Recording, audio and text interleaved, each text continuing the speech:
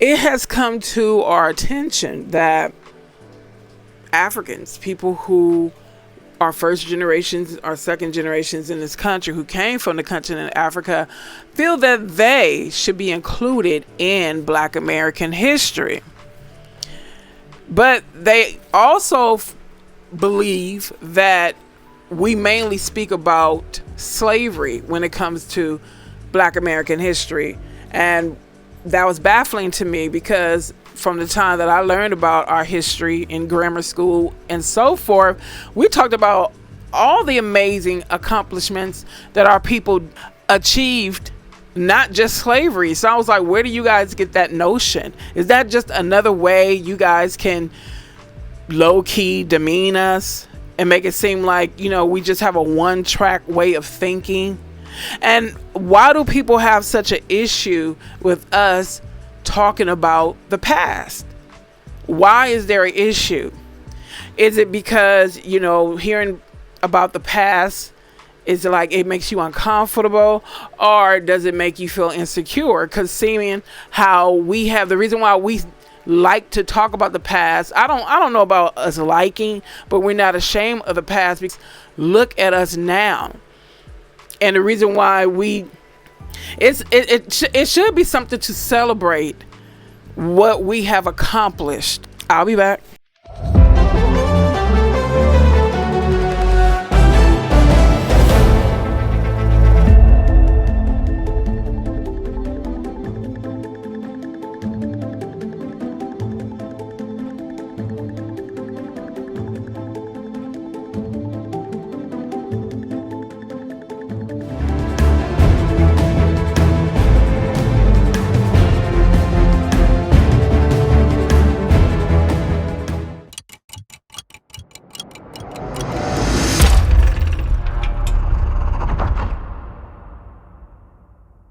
Hey everyone, welcome back, those who have returned, and new folks, thank you for showing up.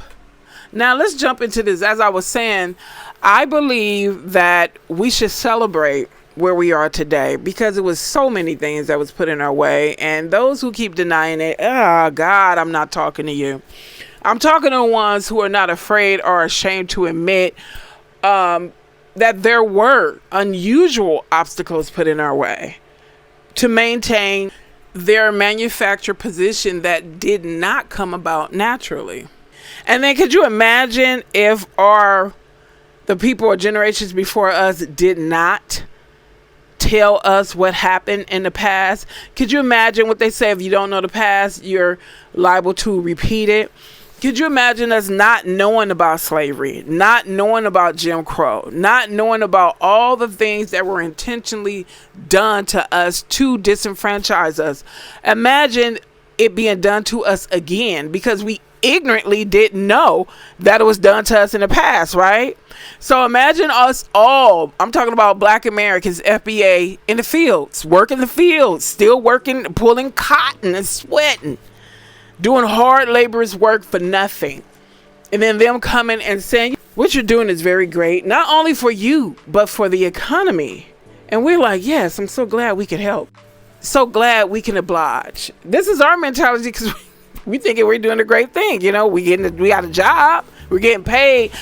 We don't know what happened in the past, right? So no, anyone who wants us to forget the past like it never happened, especially when it's detrimental, no, something wrong with you. 2, I wonder if the past is the issue with some folks, because maybe it brings shame. Because just imagine if we had a 500-year start and the people that we intentionally put roadblocks in front of end up superseding us, right? Even when we kept telling them, niggers, stay in your place. You are intellectually inferior and you're physically inferior. Stay in your place. But we kept going against the odd. We kept fighting against the grain. This is a good fight against the grain. And then you end up seeing what they were able to accomplish, even though we psychologically mind-effed them for 500 years, right? I would be ashamed too.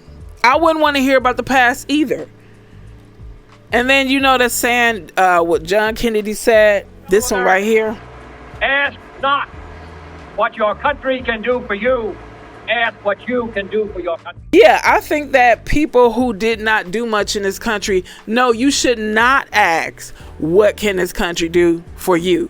You should be doing all you can for the benefit of this country. But I firmly believe that those called Black Americans, FBA, ADOS, we have every right to ask this country, what is it going to do for us now? We're the only ones who our people have worked to the grave, to the point where they dropped down deceased and did not get reciprocity, did not get repairs. Did you know that John Kennedy said, who among us will be content to have the color of his skin changed and stand in his place? He was talking about the Negro, because you know at the time in '63 we were called Negro. I bet you they had a dumb silence. Like non-Black Americans are asked what they want to change and be in our place, and they get quiet and don't say anything. That let me know that they know what's been done to us is wrong. Because if they felt that it wasn't wrong, they would be like, sure, I'll try it for a week. But notice when that question is asked, how silent they get, because they know it's wrong. They're just glad it's not being done to them, or wasn't being done to them. And then his brother, Robert Kennedy, made a statement. He said, suppose God is black. It was a challenge to what they were being told, or the notion they were given that God was white. So I believe that's one of the reasons though both brothers were assassinated, because apparently they didn't have anti-black sentiments, you know. So let's get on with this content. I want to show this clip right quick of Maya Campbell. She was on the 85 South show. And I'm just so thankful and happy. I'm so happy for her, and that she's moving forward in a positive way in her life. From what she conveyed on the show, she's moving forward in a positive way. So check this out. Then I will speak on it when I come back. I've been back and forth to Atlanta like my whole life, and I used to live with, I had a record deal, and I used to live with Dallas Austin. Shout out to Dallas. Shout out to Dallas. And dude, his story touched everything that happened. I mean, he was big in the South, and he really was protective and careful with my career at the time. He took me all the way to South America. We went on a trip. We were working with music artists in other countries. We worked in Santiago, Chile. We worked in Buenos Aires. We worked in other countries on other artists that were speaking Spanish, but they wanted to be like the Wu-Tang, and like they had artists like that. Like, you know, they wanted to be like American black talented rappers and things like what you guys do. You know, you lead the iconism. You know, you lead the culture. You know, and you put your mark down, and you make an impression on the world for real. Damn. Yeah. We like to bring people on this couch because we honor their success, we honor their journey, we honor what they have impacted into our lives. Because I know when I was coming up, you was the one to watch.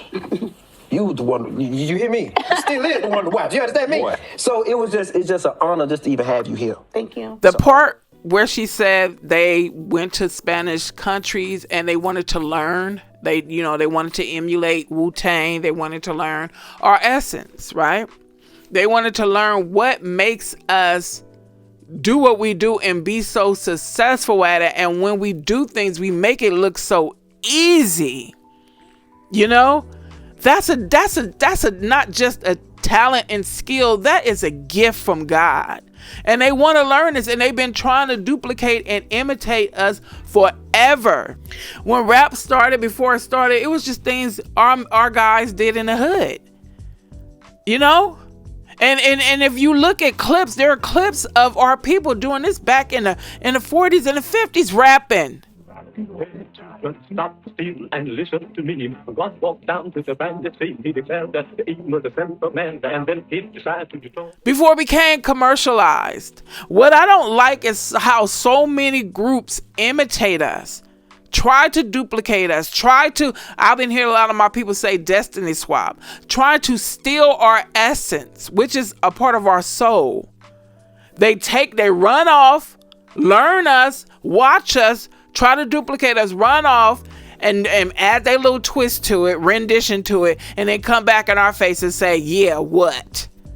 Like completely forgetting where they learned or duplicated or imitated it from.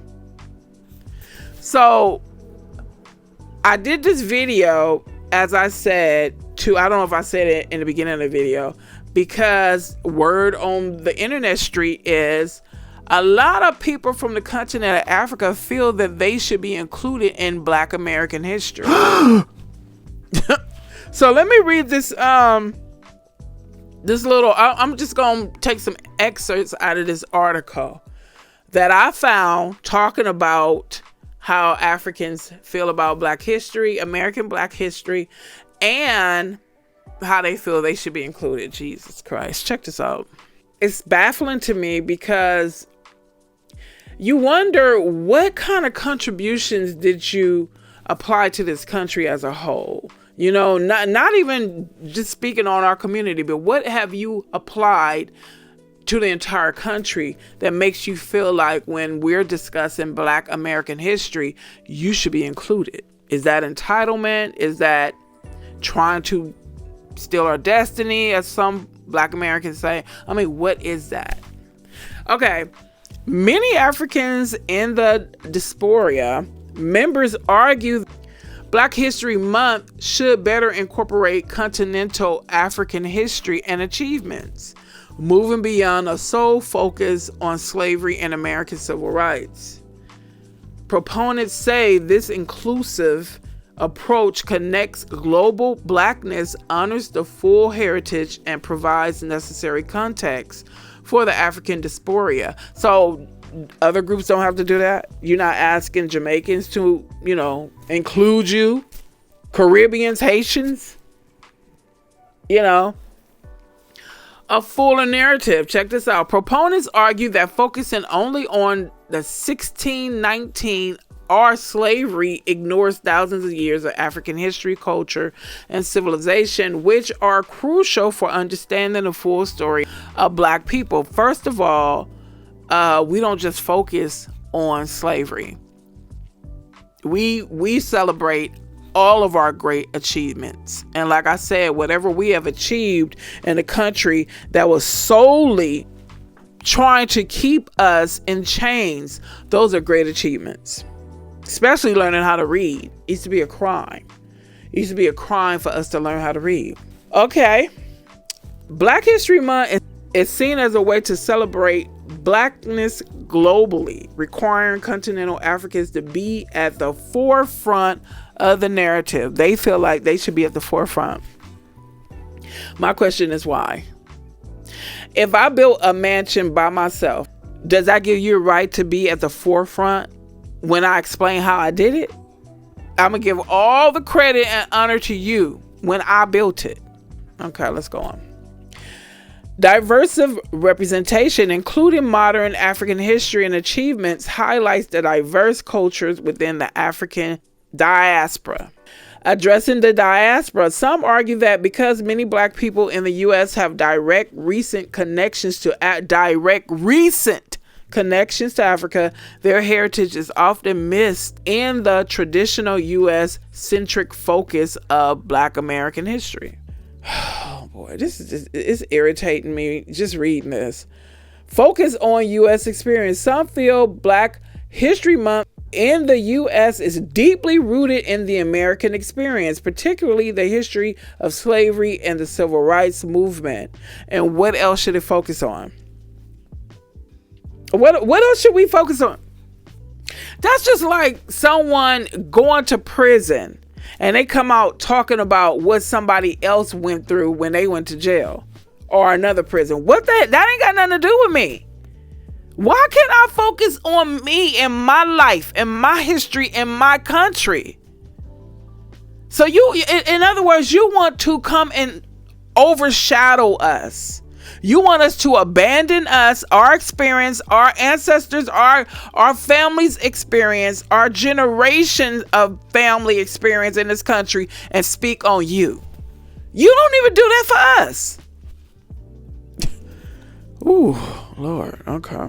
Critics from the continent may question why an American-centric, non-American experiences of people of African descent, creating a missed opportunity to bridge continental and diaspora experiences. Some argue for a more global approach to Black History Month that includes the voices, histories, and perspectives of people of African descent from across the world. That was hard to read because it's like essentially they want us to push what we went through in this country away and focus mainly on them. That's what it seemed like.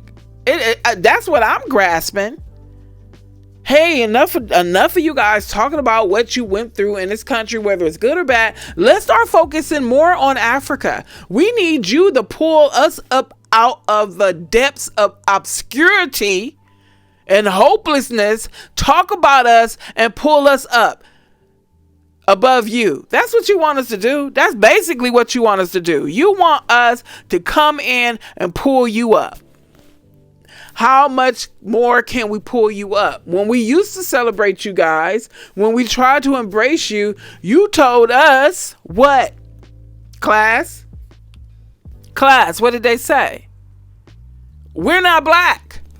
We're not like you guys. We have traditions. We come from Mother Africa. So, that's what you said.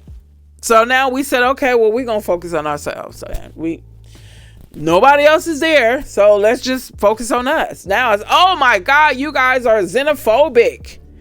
FBA is dangerous.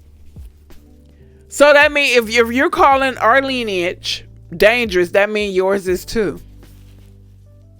Because that's basically all we're doing is embracing our lineage, because we never had the opportunity to embrace our lineage like we do now. We have been taught in this country that we should be ashamed of who we are and we should assimilate to whiteness. That's what they wanted us to do. That's why we had an issue. There's colorism in our community. Hating the texture of our hair.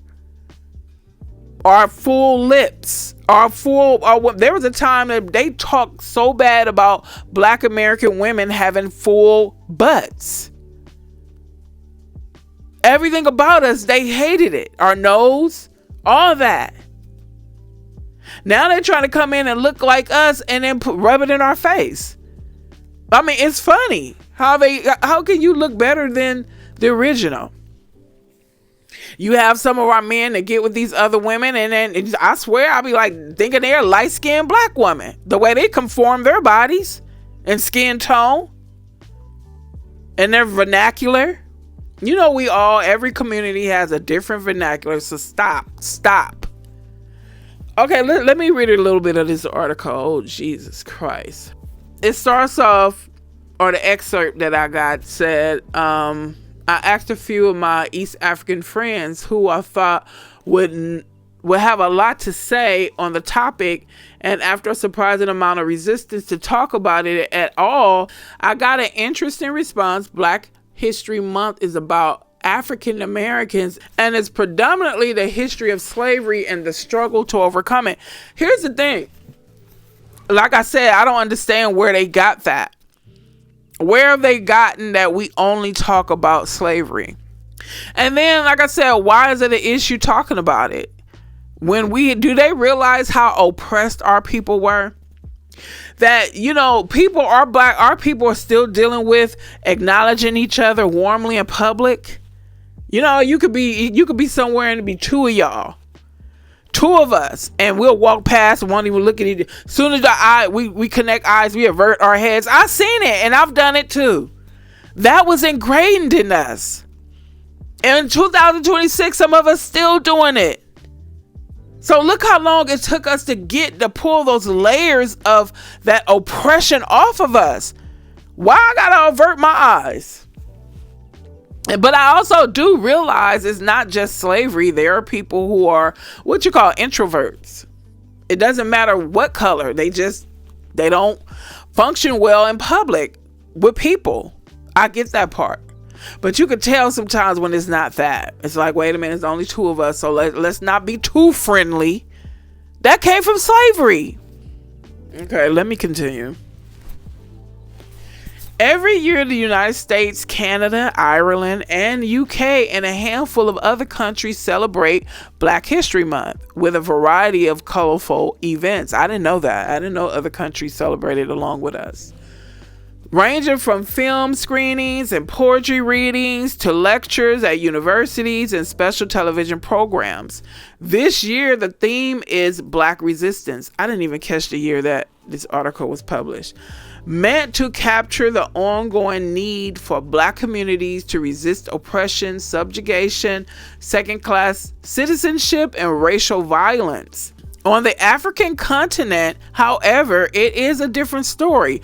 Only a handful of events are held in commemoration of Black History Month, mainly at U.S. embassies or study centers at higher learning institutions in countries such as Ghana, Nigeria, South Africa, and Kenya, all of which are predominantly English speaking. The title of the article that I got that excerpt out of is called Black History Month, a Missed Opportunity to Celebrate Africa's Achievement. It was published February 23rd, 2023 in a magazine called Newslines Magazine. And I think the guy who wrote it, he's from Zimbabwe. So you get the tone.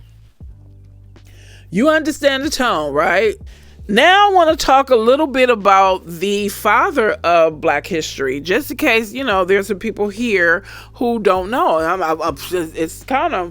It's kind of bewildering to me that you can be living in an American country for 20, 30 years and you don't know this about us. Yet you want us to include you in things. That's weird.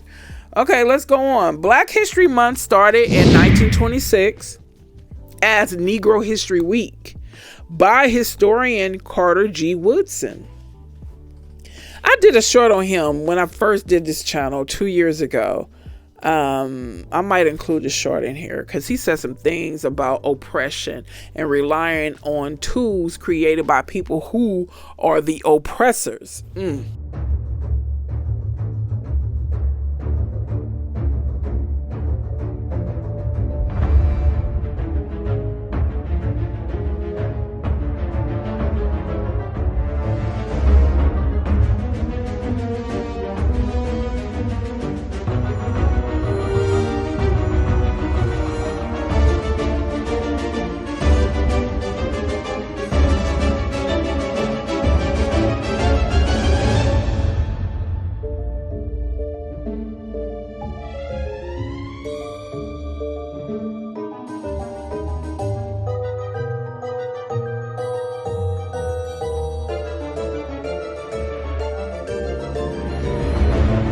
Let's go on. Carter G. Woodson, who founded the Association of the Study of Negro Life and History.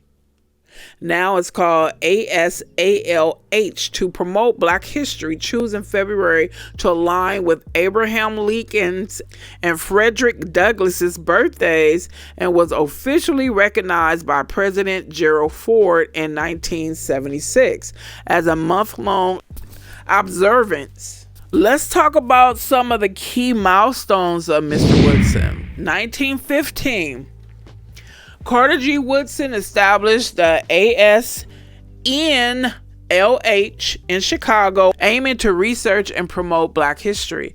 1926, Woodson launched Negro History Week, celebrated the second week of February to highlight contributions often ignored by mainstream history. See, that was why we created a lot of things. It wasn't being anti everyone else. It was because so many of our accomplishments were buried or hidden or treated like it was nothing. So it was up to some of our people to highlight it, to push it out there like, hold up. All this we did in this country, especially at a time where they were like, get back, niggers. I told you to stay in your place, and we still push forward in a positive way. Yes, it needed to be highlighted. Nobody else was going to do it. So that's why we started some things on our own for us, because nobody else did it. So stop trying to come in and take. 1970, Kent State University held the first official Black History Month celebration, expanding the week to the entire month. 1976, President Gerald Ford officially recognized February as Black History Month during the nation's bicentennial, urging Americans to seize the opportunity to honor Black achievements. I did not realize that Black History Month in February didn't become a thing until 1976. That wasn't that long ago. And you guys want to act like, oh my God, Jesus Christ. And to further dispel the ignorance of accusing us of only talking about slavery, how do you think we knew there were so many Black Americans inventors? A lot of the Black American inventors were slaves, but they couldn't patent their inventions or creation because they were slaves. We live in a world packed with modern marvels we barely even notice. The food in your grocery store is fresh all year because it traveled hundreds of miles in a refrigerated truck. That elevator that zips up to the 20th floor. It doors open and close automatically, keeping you safe. And the traffic lights that keep our cities from descending into chaos, they save lives every single day. The first open heart surgery and improved traffic light and the technology behind 3D movies and images are all accomplishments achieved by Black Americans. Many of these scientists, doctors, and inventors broke barriers while facing racial discrimination and are to thank for technology we rely on. I remember about a year ago, I did a video talking about the first, what was she? Prosecutor.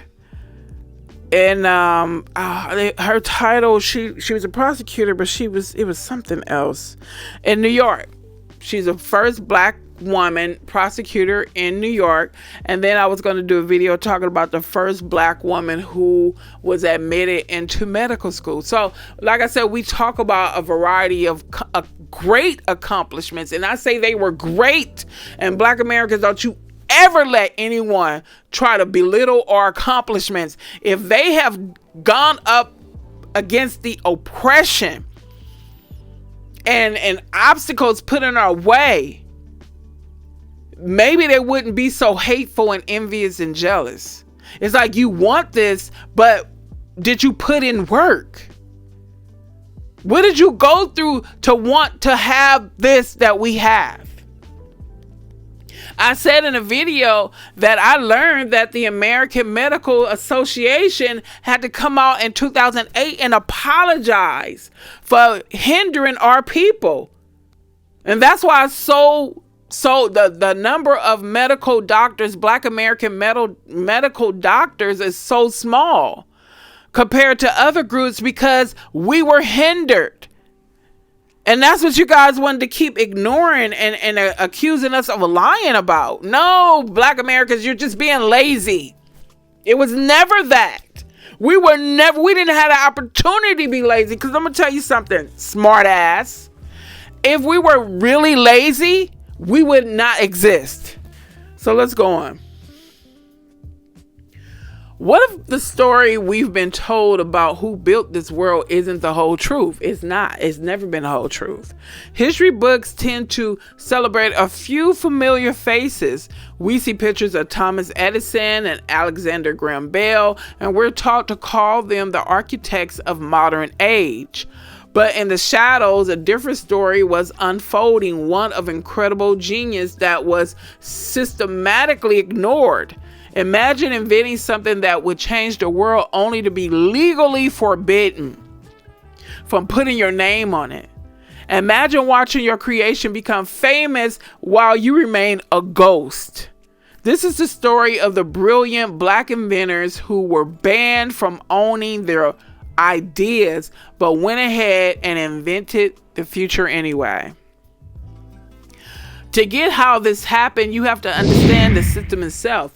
Before 1865, the law was brutally simpled. An enslaved person could not be a citizen, and if you weren't a citizen, you could not hold a patent. In 1857, the U.S. Patent Office made it official ruling that inventions by slaves could not be patented.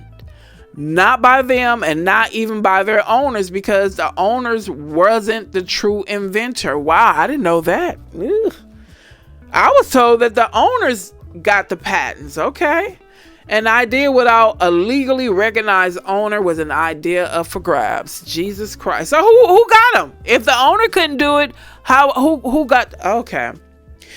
Even after emancipation, obstacles just changed their shape. Jim Crow laws, racial violence, and a biased justice system made it nearly impossible for black inventors to get funding, find lawyers, or stop their patents from being stolen.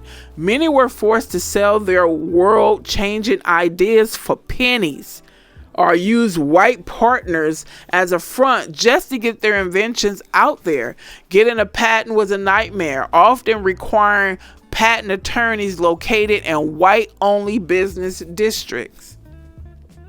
See how how many obstacles they always had in front of us?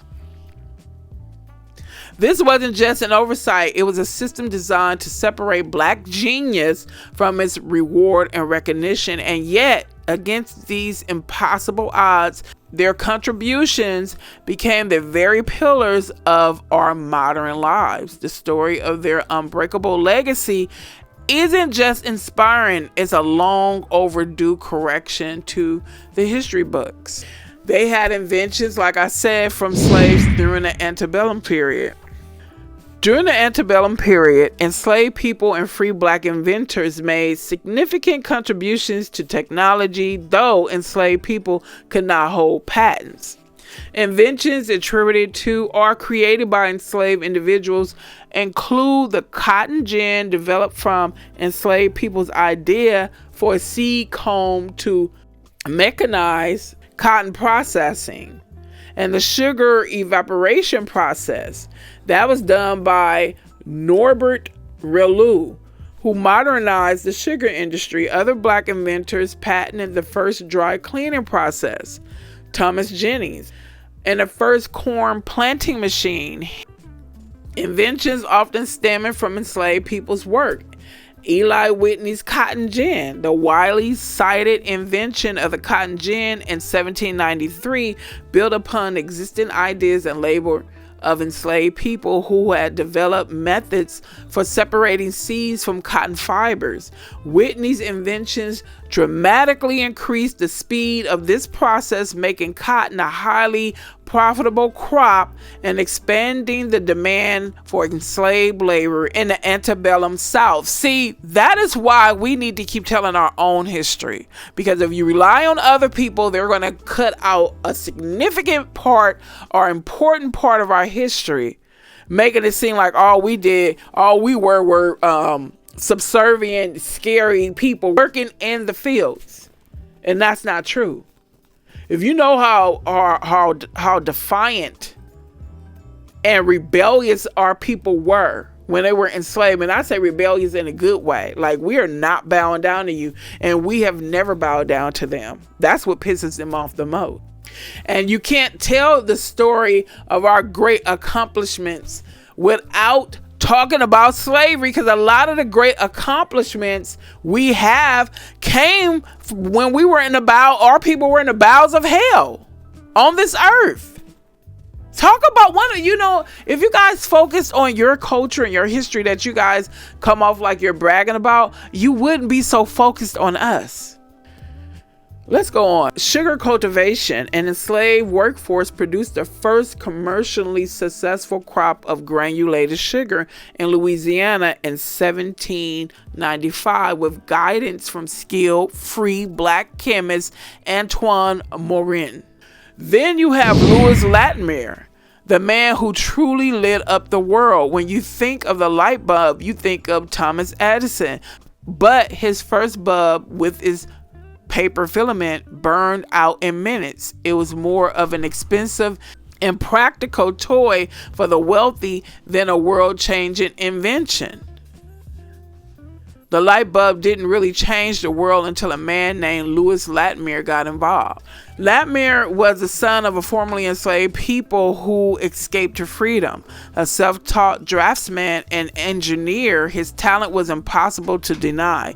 He actually worked with Alexander Graham Bell, drafting the patent drawings for the telephone.